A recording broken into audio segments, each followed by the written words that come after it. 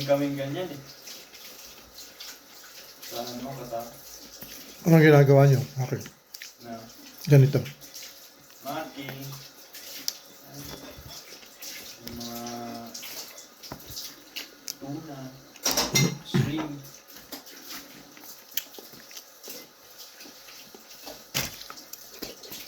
Lahat ng recipe ng ganyan, ginakaw ko. Inuwa ako sa kanila. Umalis ako sa kanila eh. Tinanda ko kung nasan mga nakalagay yung mga recipe nila. Kinuha ko. Madali lang naman gawin to. Madali lang. Ang mas mahirap lang gawin dyan yung pagsain, pero yung lahat madali. Madaling mag-roll. Kailangan yung sinahin mo ang perfect. Pag malagkit yun, mahirap i-run yun.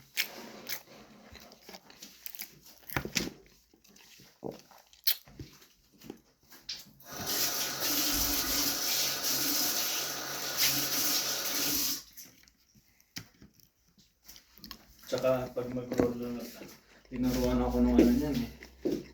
Yung chef sa Japanese na pag mag-roll daw ng ganyan, huwag daw may ipa-press ba? Parang dahan-dahan lang. Smooth. Hindi madiin.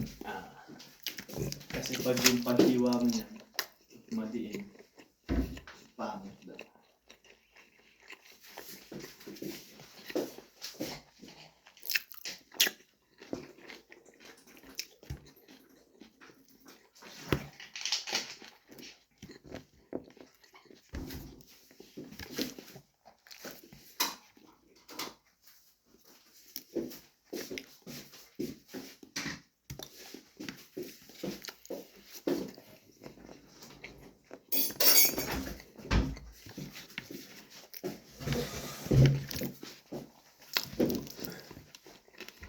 Walang ipinalit na dessert doon sa ginawa ni Sunny, ano?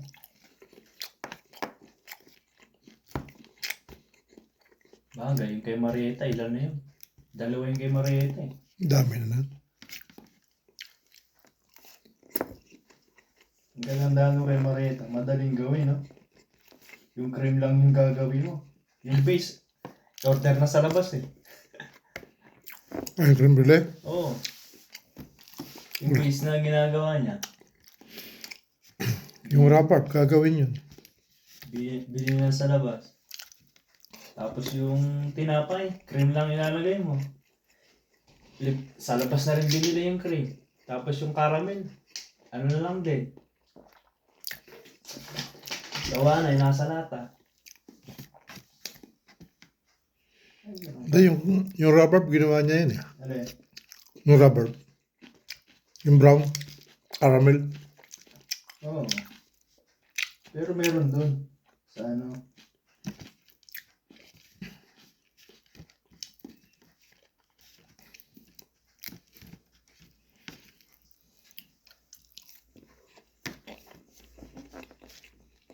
Ngayon na nga palang open no? Bagong yun, no?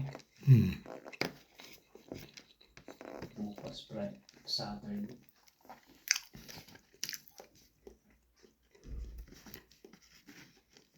Tatlo pala kayo bukas, no? Marieta. Saan? Sabay yung dalawa na yun sa ng off eh. Sa ano? Lunes. 3 days din.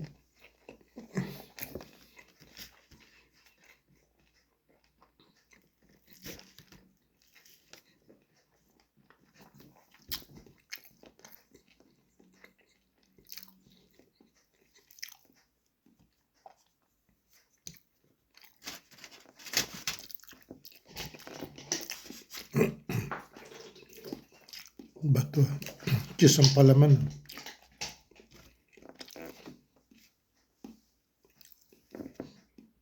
Okay.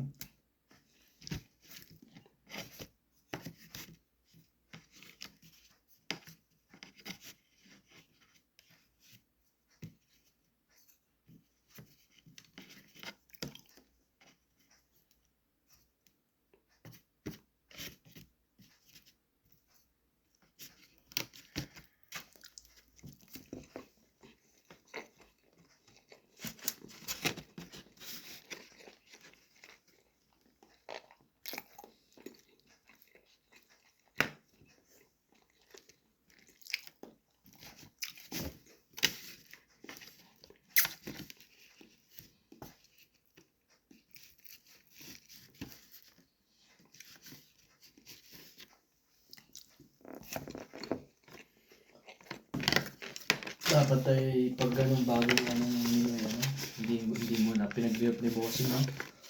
Sa kagong paglabas. Para makita natin yung ano. Yung pangalan na naman nun. Ayos na yun. Bahala siya. Ang gagawin na natin doon sa hot section, di ba? Sulat natin sa English, tsaka sa ano, Polish. Di ba yung nakalagay doon? Pinagawa ko doon sa kasama ko bago siya umalis. Sabi ko, nag-jute ako ng isang araw, akalating ko. Sabi ko, isulat mo yung sa Polish, tsaka sa English. Para pag may order, titingnan ko na lang. Oo, pag may order, titingnan ko. Sino yun? Yung nasa Canada, si John. Ba't umalis dyan? Nag-apply siya doon. Matagal naman na yun, 4 taon na. Wala ding uwi yun.